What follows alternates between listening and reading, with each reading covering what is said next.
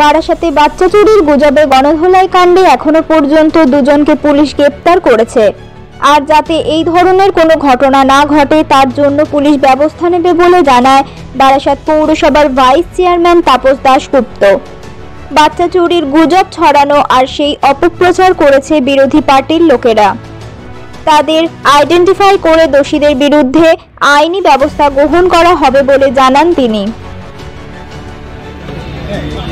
একজনকে দেখা গেল সকালবেলা ইনি একজনকে মারছিলেন, এক ব্যক্তিকে তুমি বাজে রকম ব্যবহারিনী করেছেন, আইনের হাতে নিয়ে ইনি কাজ করেছেন। ওরকম একদমই আমরা আগেও আমরা বললাম কি এটা টলারেট করা যাবে না, ওদেরকে আমরা খোঁজ করে ধরে নিই।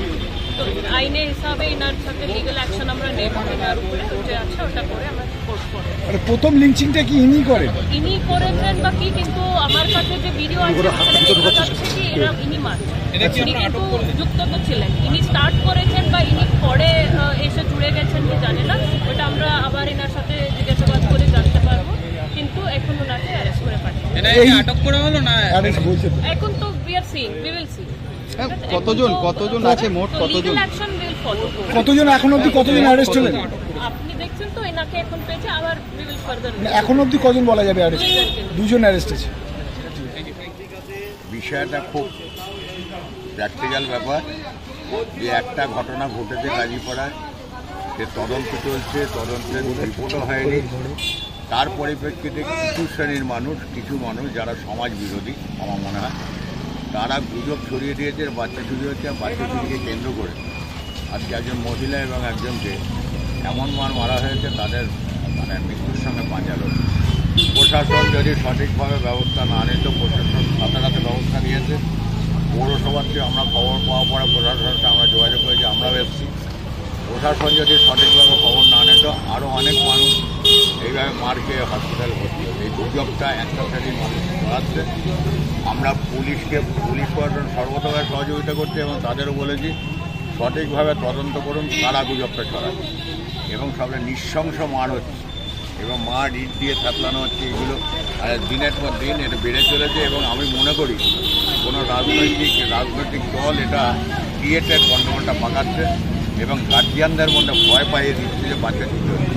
এটা বাচ্চা চুরিটা কাজীপাড়ার যে ঘটনা, ওটা বাচ্চা চুরির ঘটনা না, ওটা তদন্তেই বেরোবে কী হয়েছিল না হয়েছিল। তবে আমি যেটা বলি যে এই গুজবের বিরুদ্ধে সাংবাদিকদেরও এগিয়ে আসা উচিত, প্রশাসন এগিয়ে বলতে চাইছে একটা রাজনৈতিক উদ্দেশ্য প্রণোদিত এটা করা হচ্ছে এবং এই গুজবটা ছড়িয়ে দেওয়া হয়েছে, মানুষের মনের মধ্যে আতঙ্ক ছড়িয়ে দেওয়া হয়েছে এবং তারা তাদের বাচ্চাকে নিয়ে স্কুলে পৌঁছে দিচ্ছে, স্কুল থেকে নিয়ে আসছে।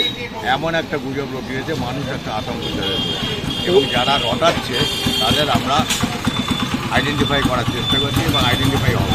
এই গুজবটা যেটা শুনলাম আমাদের এখান থেকে স্কুল থেকে সামনে যেটা বাচ্চা অপহরণ হচ্ছিল, মধ্যমগ্রাম আবদালপুরের যে এসেছিল তার বাড়ি, ঠিক আছে, এখানে এর ভিতরে তার গভীর চক্রান্ত চলছে। কালকে পৌরসভার দিয়ে না কোথা থেকে একটা গাড়ি বের করা হয়েছিল। আতঙ্কিত হবেন না ব্যাপারটা নিয়ে, ব্যাপারটা তো আতঙ্কিত হওয়ারই ব্যাপার, ঠিক আছে। কারণ মায়ের একটা সন্তান নাড়া হয়ে যাবে, সে বাঁচবে কীভাবে, ঠিক আছে। তা এইভাবে যে পুলিশ প্রশাসন অপপ্রচার করছে যে আতঙ্কিত হবেন না, আতঙ্কিত না হওয়ারই কথা তো এখানে। তাহলে আজকে এই ঘটনাটা কি ঘটেছে? আজকে এই স্কুল থেকে অপহরণ হচ্ছিল বাচ্চা। আমাদের এখানে একজন দেখেছিল, বাচ্চাটাকে পাওয়া গেছে, পাউডারটা যেটা দিয়ে নিচ্ছে বাচ্চাটাকে সেন্সলেস করে, সেটা সমেত পাওয়া গেছে। बचाते हुए हुआ है रहता है, उसके ऊपर हम स्ट्रिक्ट एक्शन लेंगे। और दूसरी चीज, जो गुजब फैला रहे इस बार पुलिस पूरा स्ट्रिक्ट एक्शन ले रहा है।